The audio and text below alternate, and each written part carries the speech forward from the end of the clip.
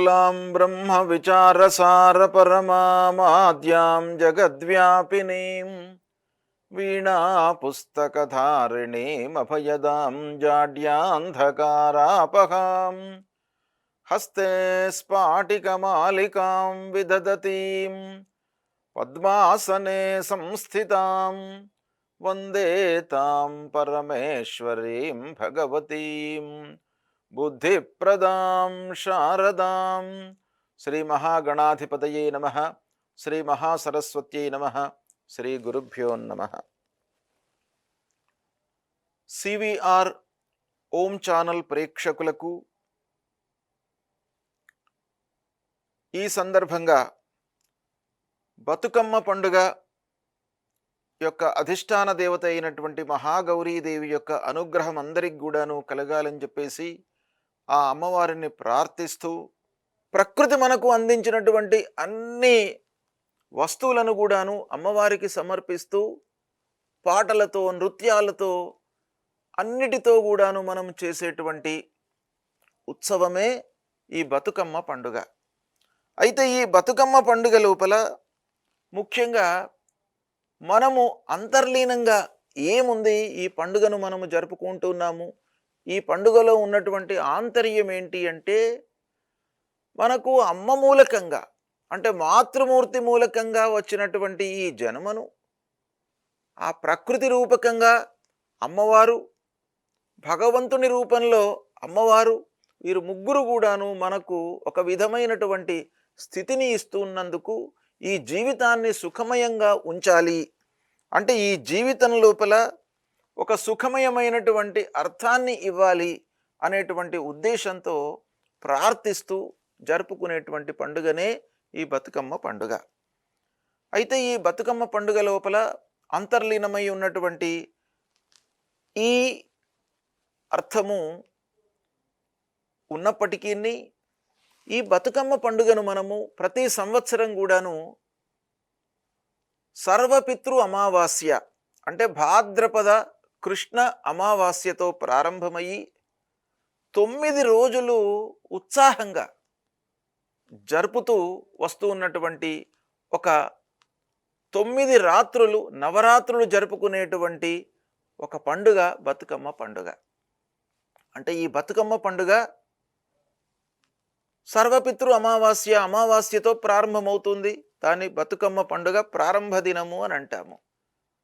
మళ్ళీ 2వ రోజు, 3వ రోజు, 4వ రోజు, 5వ రోజు ఇలా 9 రోజులు మనము నిత్యం కూడాను బతుకమ్మను పువ్వులతో పేర్చి ఆ బతుకమ్మలో అంతర్లీనంగా ఉన్నటువంటి ఆ మహాగౌరీదేవిని పూజించి నైవేద్యము సమర్పించి భక్తి శ్రద్ధలతో పాటలు పాడుతూ నృత్యాన్ని ప్రదర్శిస్తూ అమ్మవారికి చేసేటువంటి ఆ పూజా విధానమే ఈ బతుకమ్మ పండుగ లోపల అంతర్లీనంగా ఉన్నటువంటి విధానము. అయితే ఈ బతుకమ్మ పండుగలో ముఖ్యంగా ఈ బతుకమ్మ పూజ అన్ని దేవతల పూజల కంటే విభిన్నంగా ఉంటుంది. ఏంటంటే, ప్రతి దేవతను మనము పూజించే సమయం లోపల షోడశోపచార పూజ 16 రకాలుగా ఉపచారాలు చేస్తూ మనము ఆ భగవంతుణ్ణి, ఆ భగవతిని పూజించడం జరుగుతుంది. ఇక్కడ ఈ బతుకమ్మ పండుగలో ముఖ్యంగా మనకేంటంటే, ఇవన్నీ మంత్రాలు పూజలు ఇవన్నీ కూడా ఉండవు. ఇక్కడ మనకు ప్రకృతి ప్రసాదించినటువంటివే అమ్మవారికి సమర్పించి మనకు అమ్మవారికి సంబంధించినటువంటి కళలను ప్రదర్శిస్తూ భక్తి ప్రపత్తులతో చేసేటువంటి పూజా విధానం ఈ బతుకమ్మ పండుగ లోపల మనకు అంతర్లీనంగా ఉంది. అయితే ముఖ్యంగా ఈ బతుకమ్మ పండుగ లోపల అంటే ఈ ఋతువు ఈ సమయం లోపల అంటే ఈ భాద్రపద అమావాస్య నాడు ప్రారంభమవుతుంది బతుకమ్మ పండుగ. ఇది ఇలా 9 రోజుల పాటు జరుగుతూ ఉంటుంది. అయితే ఇక్కడ ఒక ప్రత్యేకత ఏంటంటే, ఈ సమయంలో అంటే ఈ శరదృతువు అమావాస్య తెల్లవారితే మనకు ఆశ్వీజ మాసం ప్రారంభమవుతుంది. శరత్కాలము, శరదృతువు అమ్మవారికి సంబంధించినటువంటి నవరాత్రులు కూడాను ఇందులో మనకు ఇమిడి ఉన్నాయి. అంటే బతుకమ్మ పండుగలో 9 రోజులు జరుపుకునేటువంటి ఈ రోజులలోనే దుర్గామాతకు సంబంధించినటువంటి 9 రూపాలు కూడాను ఇందులో మనకు ఇమిడి ఉన్నాయి. అంటే అంతర్గతంగా బతుకమ్మ పండుగ, దుర్గా నవరాత్రులు సమాంతరంగా మనకు జరుగుతూ ఉంటాయి. అయితే ఈ బతుకమ్మ పండుగ లోపల ఈ ఋతువులో మనకు ఉద్భవించేటువంటి దొరికేటువంటి పూలతో అమ్మవారిని మనం పేరుస్తాం. అమ్మవారిని మనం ఏ విధంగా పూజిస్తాము ఈ బతుకమ్మను అనంటే, ఈ కాలంలో అంటే ఈ ఋతువు లోపల ఈ సమయంలో మనకు ఏవైతే పూలు అందుబాటులో ఉంటాయో, పూలు పూచుతాయో, ఆ పువ్వులతో మనము అమ్మవారిని ఒక గోపురంగా అంటే 7 అంతస్తులు 7 మెట్లతో ఒక గోపురాన్ని నిర్మించి, గోపుర రూపంలో ఆ బతుకమ్మను నిర్మించి, అందులో మనము మహాగౌరీదేవిని పెట్టి పసుపు గౌరమ్మను ఉంచి లోపల దానికి మనకు నైవేద్యాలు అంటే ఈ ఋతుకాలోద్భవంలో అంటే ఈ ఋతువులో ఈ కాలంలో ఏవైతే పంటలు పండుతాయో ఆ పంటలతో సంబంధించినటువంటి నైవేద్యాలను తయారు చేసి అమ్మవారికి సమర్పించి, ఈ ఋతువుకు ఈ కాలానికి సంబంధించినటువంటి పాటలు పాడుతూ నృత్యాన్ని ప్రదర్శిస్తూ మనం చేస్తూ ఉన్నటువంటి విధానమే బతుకమ్మ పండుగలో ఉన్నటువంటి పూజ. అయితే ముఖ్యంగా ఇక్కడ మనకు బతుకమ్మలో ఉపయోగించేటువంటి పూలు అంటే ఈ కాలంలో మనకు ఈ ఋతువు లోపల దొరికేటువంటి పూలు ఏంటంటే గుమ్మడి పువ్వు, చామంతి పూలు, తంగెడి పూలు, తర్వాత బంతి పూలు, ఎంగిలి పూలు, ఇలా ఈ పువ్వులు మనకు ప్రధానంగా ఈ ఋతువు లోపల మనకు దొరుకుతాయి. వాటిని ప్రకృతి ప్రసాదించినటువంటి ఆ పుష్పాలతో మనము అమ్మవారిని తయారు చేస్తాం. తయారు చేసి వాటిని పూజించడం జరుగుతుంది.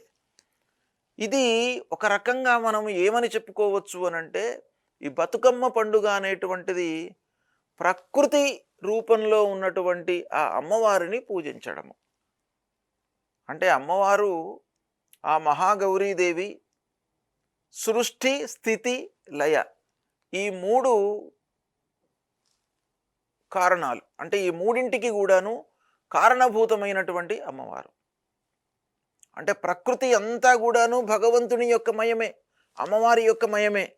కాబట్టి ప్రకృతి ఏదైతే మనకు అందిస్తుందో వాటిని మళ్ళీ అమ్మవారికి సమర్పించి మనం పూజించడం అనేటువంటిది ముఖ్యంగా ఇందులో ఈ భాగంలో అంటే ఈ బతుకమ్మ పండుగ లోపల ప్రధానంగా ఉన్నటువంటి పూజా విధానము, సంకల్పము అంతర్గతంగా లీనమై ఉన్నటువంటి విషయము. దీన్నే మనము అమ్మవారికి సమర్పిస్తూ అమ్మవారిని మనం ప్రార్థిస్తాం. ఏమని? ఈ జీవితము ఏదైతే మీరు ప్రసాదించారో ఈ జీవితము స్థిరంగా ఉంటూ సుఖమయంగా ఉంటూ మాకు అన్నీ కూడాను ఆయురారోగ్య ఐశ్వర్య భోగభాగ్యాలన్నీ కూడాను కలగాలి అని చెప్పేసి అమ్మవారిని ప్రార్థించడమే ఇందులో అంతర్లీనంగా ఉన్నటువంటి విషయము. అంతేకాకుండా మహిళలు ఈ బతుకమ్మ పండుగ సందర్భంగా అమ్మవారిని కోరుకోవడము, ఈ విధంగా 9 రోజులు పూజా కార్యక్రమాలు చేస్తూ ఆనందంతో పాటలు పాడుతూ నృత్యాలు చేస్తూ నైవేద్యాన్ని ప్రసాదించి మళ్ళీ ఆ నైవేద్యాన్ని ప్రసాదంగా స్వీకరించడం మూలకంగా అందరికీ కూడాను సుఖశాంతులు ఉంటాయి. సంతానము లేనటువంటి వాళ్లకు సంతానం అవుతుంది. భార్యాభర్తల మధ్యన అన్యోన్యత ఉంటుంది. ఇది శక్తికి సంబంధించినటువంటి పూజ. బతుకమ్మ అనంటే అమ్మవారు, అమ్మవారు అనంటే శివుడి యొక్క అర్ధాంగి. కాబట్టి ఆ శివపార్వతులను పూజించడం మూలకంగా, అమ్మవారిని పూజించడం మూలకంగా భార్యాభర్తల మధ్యన అన్యోన్యత కలుగుతుంది. ఆరోగ్యకరమైనటువంటి జీవితం కొనసాగుతుంది. ఆయురారోగ్యాలు ఉంటాయి, ఉండాలి అనేటువంటి ప్రార్థనతో చేసేటువంటి కార్యక్రమమే ఈ బతుకమ్మ పండుగ. అయితే మీకు సూక్ష్మంగా ఈ 9 రోజులు ఎలాంటి పేర్లతో బతుకమ్మను పిలుచుకుంటాము మనము, ఎలాంటి పేర్లు ఉపయోగించి ఆ బతుకమ్మను పూజిస్తాము అనేటువంటి విషయం మీకు ముందుగా చెప్తాను. ఈ పండుగను 9 రోజులు మనము జరుపుకుంటాం. అంటే 9 రాత్రులు జరుపుకుంటాం. అయితే ఇందులో మొదటి రోజు బతుకమ్మను ఎంగిలి పూల బతుకమ్మ అనే పేరుతో మనము పిలుస్తూ ఆ బతుకమ్మకు పూజాది కార్యక్రమాలు, ప్రసాదాలు, పాటలు పాడుతూ, నృత్య ప్రదర్శన చేస్తూ, నైవేద్యాన్ని సమర్పిస్తూ ఉత్సాహంగా చేసుకుంటాం. ఇది మొదటి రోజు మనము చేసుకునేటువంటి బతుకమ్మ యొక్క పేరు. ఇక రెండవ రోజు అటుకుల బతుకమ్మ అనేటువంటి పేరుతో ఆ బతుకమ్మను పిలుస్తూ అన్నీ కూడాను నైవేద్యాలు సమర్పిస్తూ, పాటలు పాడుతూ, నృత్యాలను ప్రదర్శిస్తూ, అమ్మవారికి కళలు, మనకు వచ్చినటువంటి కళలు, అమ్మవారు సమర్పించినటువంటి సంగీతం మూలకంగా మనకు వచ్చినటువంటి పాటలతో అమ్మవారిని ప్రార్థిస్తూ, అమ్మవారి కరుణా కటాక్షముల కొరకై మనము చేసేటువంటి పూజ రెండవ రోజు. ఇక మూడవ రోజున ముద్ద బతుకమ్మ అనేటువంటి పేరుతో మనము పూజిస్తాం. ఇందులో కూడాను అంతర్లీనంగా ఈ పదాలను ఉపయోగించడం మూలకంగా కూడాను అంతర్లీనకంగా ఎంతో మనకు నిగూఢమైనటువంటి అర్థము ఇందులో ఉంది. ఈ పేరుతో మూడవ రోజున ముద్ద బతుకమ్మ అనేటువంటి పేరుతో అమ్మవారిని కొలుస్తాం. నాలుగవ రోజున నానబియ్యం బతుకమ్మ అనేటువంటి పేరుతో బతుకమ్మను, ఆ మహాగౌరీదేవిని పూజిస్తాం. ఐదవ రోజున అట్ల బతుకమ్మ అనేటువంటి పేరుతో ఆ బతుకమ్మను పూజిస్తాం. ఆరవ రోజున అలక బతుకమ్మ అనేటువంటి పేరుతో బతుకమ్మను పూజిస్తాం. ఏడవ రోజున వేపాకు బతుకమ్మ అనేటువంటి పేరుతో ఆ అమ్మవారిని, మహాగౌరీదేవిని పూజించడం జరుగుతుంది. ఎనిమిదవ రోజున వెన్నముద్దల బతుకమ్మ అనేటువంటి పేరుతో అమ్మవారిని పూజిస్తాం. తొమ్మిదవ రోజు, ఇది ప్రధానమైనటువంటిది, సద్దుల బతుకమ్మ. తొమ్మిదవ రోజున సద్దుల బతుకమ్మ అనేటువంటి పేరుతో ఆ బతుకమ్మను పూజించి, పాటలు పాడి, నృత్యం ప్రదర్శించి, తర్వాత ఆ కాలంలో అంటే ఈ ఋతువు లోపల మనకు ఉద్భవించేటువంటి ద్రవ్యాలు, పంటలు ఏవైతే ఉన్నాయో వాటి మూలకంగా మనము నైవేద్యాలు చేసి అమ్మవారికి సమర్పించి అందరూ కూడాను కలిసి తారతమ్యం లేకుండా, ఇందులో మనకు ప్రధానమైనటువంటి అంశం ఏంటంటే తారతమ్యత లేకుండా జరుపుకునేటువంటి ఒక ఉత్సవము బతుకమ్మ పండుగ. అందరూ కూడాను ఇందులో ఉంటారు. పెద్దవాళ్ళు ఉంటారు, చిన్నపిల్లలు ఉంటారు. అంటే వయోభేదం లేదు. ధనవంతులు ఉంటారు, పేదవాళ్ళు కూడాను ఉంటారు ఈ పూజా కార్యక్రమం లోపల. అంటే చిన్న పెద్ద, పేదరికము, తర్వాత ధనవంతులు అనేటువంటి భేదము ఉండకుండా ఉంటుంది. తర్వాత కుల మతాలకు అతీతంగా ఈ పండుగ జరుగుతుంది. అన్ని వర్ణాల వాళ్ళు కూడాను ఈ పండుగ లోపల ఇన్వాల్వ్ అయి ఉంటారు. కాబట్టి ఈ బతుకమ్మ పండుగ ముఖ్యంగా ఐకమత్యానికి ప్రతీక అనేటువంటిది కూడాను మనకు శాస్త్రం చెప్తుంది. లోకం సుభిక్షంగా ఉండాలి అనంటే ఈ ప్రపంచంలో ఉన్నటువంటి మానవాళి అందరూ కూడాను ముందుగా కలిసిమెలిసి ఉండాలి. అది ప్రధానంగా ఈ బతుకమ్మ పండుగ లోపల మనకు అంతర్లీనంగా కనబడుతున్నటువంటి విషయం. కాబట్టి ఈ బతుకమ్మ పండుగను మీరందరూ కూడాను ఈ 9 రోజులు ఒక ఏకాగ్రమైనటువంటి చిత్తంతో అమ్మవారిపై మనస్సు నిలిపి ఈ 9 రోజులు అమ్మవారికి మీరు పూజాది కార్యక్రమాలు చేసుకున్నట్టయితే అమ్మవారు ఆ బతుకమ్మ రూపంలో ఉన్నటువంటి ఆ మహాగౌరీదేవి మిమ్మల్ని అందరినీ కూడాను కాపాడుతూ మీ జీవితాన్ని ఒక సుఖమయంగా ఉంచుతూ ఆరోగ్య, సుఖ, సౌఖ్య, భోగ భాగ్యాదులన్నీ కూడాను మీకు అందించి మిమ్మల్ని, మీ కుటుంబ సభ్యులను మీ బంధువులను అందరినీ కూడాను క్షేమారోగ్యంగా ఉంచుతుంది అనేటువంటి ప్రతీక మనకు శాస్త్రంలో ఈ బతుకమ్మ గురించి చెప్పబడి ఉంది. కాబట్టి దీన్ని మీరందరూ కూడాను శ్రద్ధాభక్తులతో ఆచరించండి. అమ్మవారి పూజ చేయండి. అమ్మవారికి సంబంధించినటువంటి అన్ని పూలు, పళ్ళు, పత్రాలు, నైవేద్యాలు ఇవన్నీ కూడాను మీకు సమకూర్చుకొని అమ్మవారిని ఒక సంతోషంగా మీరు పూజించి అమ్మవారి అనుగ్రహాన్ని పొందండి. మీకు శుభం కలుగుతుంది. బతుకమ్మ పండుగలో 6వ రోజు మనం చేసేటువంటి ఈ బతుకమ్మను అలిగిన బతుకమ్మ అనే పేరుతో పిలుస్తాం. అంటే ప్రతిరోజు కూడాను ఆ బతుకమ్మకు పూజ చేస్తుంటాం, పాటలు పాడుతుంటాం, నృత్య ప్రదర్శన చేస్తుంటాము, పుష్పాలతో అలంకరిస్తాము, చివరిగా నైవేద్యం సమర్పిస్తాము. ఆ నైవేద్యాన్ని మనము స్వీకరిస్తాము. ఇలా చేస్తూ వస్తూ ఉండగా 6వ రోజున కూడాను మనము ప్రధానంగా అమ్మవారికి పూజ చేస్తాం బతుకమ్మకు. ఈ బతుకమ్మ 6వ రోజున చేసేటువంటి ఈ బతుకమ్మను ముఖ్యంగా అలిగిన బతుకమ్మ అనే పేరుతో పిలుస్తాము. ఏంటి అలిగిన బతుకమ్మ అనే పేరు ఎలా వచ్చింది, దీని యొక్క ప్రాధాన్యత ఏంటి, దీని వెనుక ఉన్నటువంటి ఆంతర్యం ఏంటి అనేటువంటి విషయాన్ని మనం చూసినట్టయితే, ఈ అలిగిన బతుకమ్మ అని అంటే అలక అంటే మనము ఒక విషయము అనుకున్న తర్వాత అది కానట్టయితే సహజంగా మనిషి యొక్క లక్షణం ఏంటి, అలక చెందడము. కాబట్టి ఈ అలక మూలకంగా ఏమవుతుంది అనేటువంటి విషయం ఇందులో ఈ 6వ రోజు చేసేటువంటి అమ్మవారి ఈ బతుకమ్మ పూజ లోపల అంతర్లీనమై ఉంది. అంటే అలిగిన బతుకమ్మ అని ఎందుకంటున్నామనంటే, ఆడపిల్లలు, స్త్రీలు స్నేహంగా ఉన్నప్పటికీ ఆటల మధ్య లోపల కానివ్వండి, మాటల మధ్య లోపల కానివ్వండి, సహజంగా చిన్న చిన్న మనకు వ్యత్యాసం రావడము, మానసికంగా కొంత వ్యత్యాసము, అంటే మనం అనుకుంటాము, వేరే వాళ్ళు వేరే అనుకుంటారు. కాబట్టి ఈ మనోభావం అనేటువంటిది ఎప్పుడైతే కలవదో అప్పుడు చిన్న చిన్న అలకలు అంటే కోపాలు వచ్చేటువంటి అవకాశాలు ఉంటాయి. కాబట్టి ఇలాంటి కోపాలు ఎన్ని సంభవించినప్పటికీ, ఎన్ని వచ్చినప్పటికీ మళ్ళీ అవి తొందరగా తీరిపోవాలి.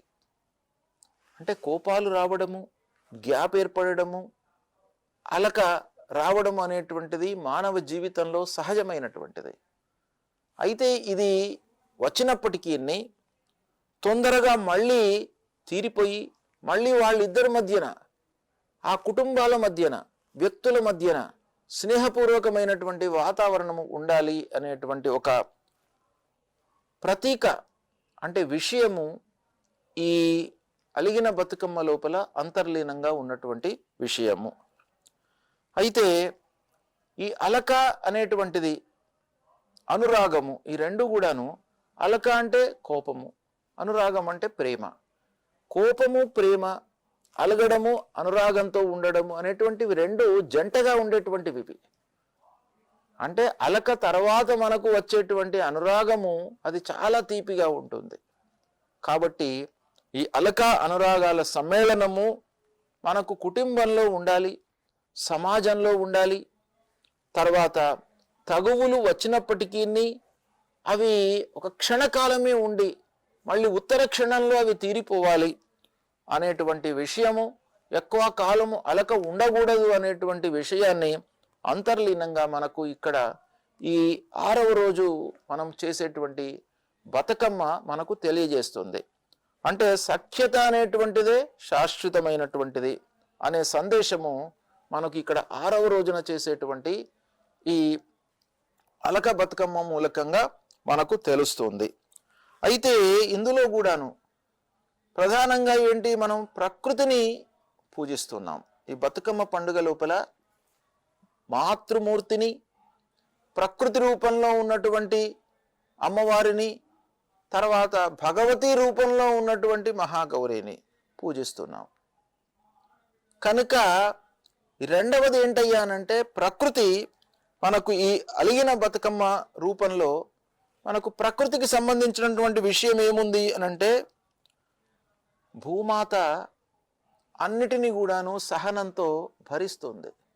తల్లి కూడాను అన్నిటినీ కూడాను భరిస్తుంది. పిల్లలు ఏ తప్పు చేసినప్పటికీ క్షమిస్తుంది.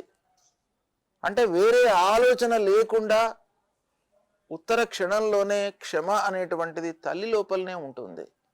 అంటే తల్లి భూమాత ఆ మహాగౌరి లోపల ఉన్నటువంటి ఒక లక్షణం ఏంటంటే, మనము ఏవైనా కూడా అంటే ఈ మానవాళి అందరూ మహిళలు కానివ్వండి, పిల్లలు కానివ్వండి, మనుషులందరూ కూడాను ఆ అమ్మ యొక్క పిల్లలే.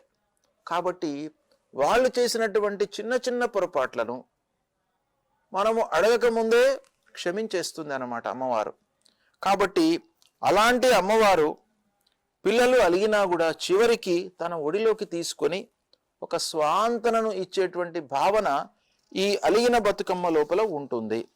కాబట్టి ఈ అలిగిన బతుకమ్మను మనము ఆరాధించడం మూలకంగా ఏమవుతుంది? సఖ్యత ఏర్పడుతుంది. తొందరగా మనకు కోపతాపాలన్నీ కూడా దూరం అవుతాయి అనేటువంటిది ఇక్కడ అంతర్లీనంగా మనకు చెప్పినటువంటి విషయం. అయితే ఈ 6వ రోజున చేసేటువంటి బతుకమ్మను పూలతో అలంకరించిన తర్వాత స్త్రీలు యథావిధిగా మహిళలు ఆ బతుకమ్మకు సంబంధించినటువంటి పాటలు పాడుతూ వలయాకారంలో తిరుగుతూ నృత్య ప్రదర్శన చేస్తూ పూజాది కార్యక్రమాలు అయిన తర్వాత చివరి లోపల నైవేద్యాన్ని సమర్పిస్తారు. ఈ నైవేద్యం ఇక్కడ ముఖ్యంగా ఏంటంటే, ఈ 6వ రోజు ఈ అలిగిన బతుకమ్మ, అలుక బతుకమ్మ రోజున నైవేద్యాన్ని మనం ఏం సమర్పిస్తాము అని అంటే, చింతపండు రసం, తర్వాత వేపుడు వంటకాలు, ఇవి ముఖ్యంగా మనము ఈ 6వ రోజు అమ్మవారికి సమర్పిస్తాం. అయితే ఇందులో చింతపండు పులుపుకు ప్రతీక, వేపుడు అనేటువంటిది కూడాను ఒక కోపతాపానికి మనకు ప్రతీక అనేటువంటిది శాస్త్రం చెప్తుంది. కాబట్టి ఈ ఆటలతో అలకతో ఉన్నప్పటికీ మళ్ళీ కలిసి ఆడడము, కలిసి నృత్యం చేయడం మూలకంగా ఈ అలక అంతా కూడాను తీరుతుంది అనేటువంటిది మనకు ఆ రోజులో ఉన్నటువంటి అంతర్లీన భావము. అయితే దీని యొక్క ప్రాధాన్యము అంటే ఈ అలక బతుకమ్మ యొక్క ప్రాధాన్యము, అమ్మవారిని మనం చివరగా పూజ చేసిన తర్వాత కోరుకోవడము, అమ్మవారు మనకు అనుగ్రహించడం మూలకంగా ఏమవుతుంది? అలక అనురాగము అంటే కోపము, ప్రేమ, ఇవి వీటికి సంబంధించినటువంటి సంకేతము మనకు ఇక్కడ ఈ అమ్మవారి మూలకంగా మనకు వస్తుంది. అంటే తద్వారా ఏమవుతుంది? కుటుంబంలో స్నేహము కలిగి చిన్న చిన్న అలకలు ఏవైనా ఉన్నప్పటికీ చిన్న చిన్న గ్యాప్స్ ఏర్పడతాయి. ప్రతి కుటుంబం లోపల కూడాను పిల్లల మధ్యన ఏర్పడతాయి, పిల్లలకు తల్లికి మధ్యన ఏర్పడుతుంది, పిల్లలకు తండ్రికి మధ్యన ఏర్పడుతుంది, తర్వాత కుటుంబంలో పిల్లలకు పెద్దవాళ్లతో ఏర్పడుతుంది, కుటుంబ పెద్దలతో ఏర్పడుతుంది.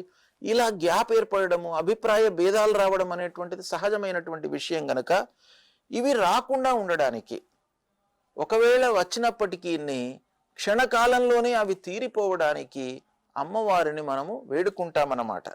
అదే ఈ 6వ రోజులో ఉన్నటువంటి ఆ బతుకమ్మను మనం ప్రార్థిస్తుంటాం. తర్వాత ఐక్యత కూడాను ఇమిడి ఉన్నది ఇందులో. ఏంటంటే స్త్రీలు, పిల్లలు అందరూ కూడాను మళ్ళీ కలిసిపోతారు. ఎంత అభిప్రాయ భేదాలు వచ్చినప్పటికీ ఆ పాటల రూపంలో అమ్మవారిని కొలవడం మూలకంగా కలిసిపోతారు, కలిసి నృత్య ప్రదర్శన చేయడంతో కలిసిపోతారు. కాబట్టి ఇందులో సామాజిక ఐక్యత అనేటువంటిది కూడాను మనకు ఉంది. తర్వాత ప్రకృతి రూపంలో ఉన్నటువంటి భూమాత మనకు అనుగ్రహము ఇచ్చి పంటలు పుష్కలంగా సమృద్ధిగా పండడానికి భూమాతను ప్రార్థిస్తాము. అంతేకాకుండా ముఖ్యంగా కొన్ని జీవితంలో ఈ 6వ రోజు చేసేటువంటి ఈ బతుకమ్మ పూజ మూలకంగా మనకు జీవితంలో కొన్ని గుణపాఠాలు, అంటే కలహాలకు దూరంగా ఉండాలి.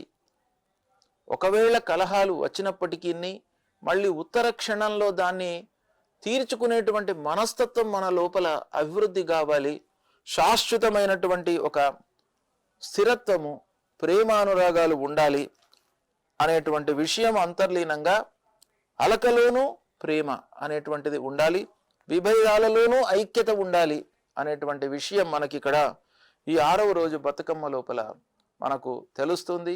ఇవి మనము అమ్మవారిని పూజించిన తర్వాత ప్రసాదం తీసుకొని మనము అమ్మవారిని ప్రార్థించినట్టయితే ఇవి నేను చెప్పినవన్నీ కూడాను మీకు అమ్మవారి అనుగ్రహం మూలకంగా కలుగుతాయి. స్వస్తి.